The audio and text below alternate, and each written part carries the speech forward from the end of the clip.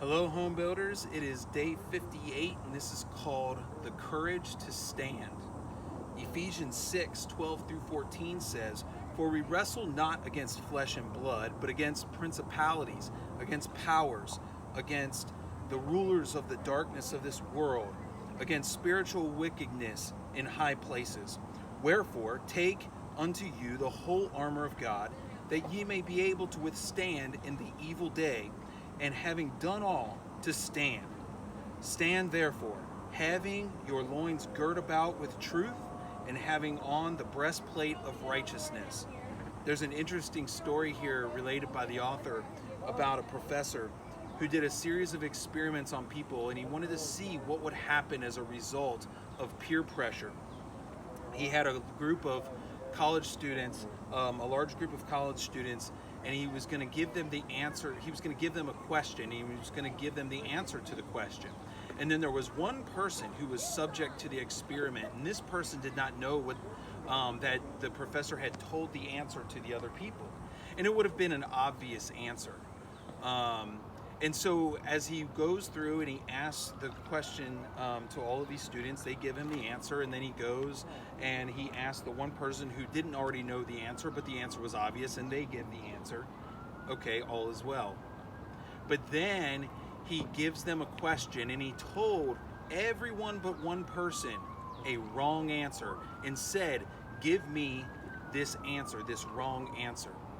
And they all go through and they give that wrong answer in the presence of the subject of the experiment.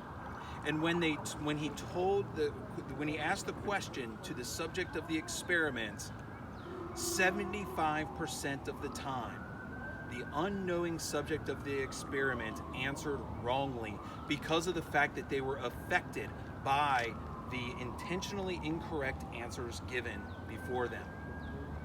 It's a total, it's just an ultimate example of what peer pressure can do to us. How affected we are by the people that are around us. And the Bible says here that we need to be girded with truth. We need to have the courage to stand for truth. Even when no one else is willing to do what is right, even when no one else is willing to acknowledge what is true, we need to have courage to stand up for what we know is true, even if it puts us out on an island. Just so happen to have some islands behind me.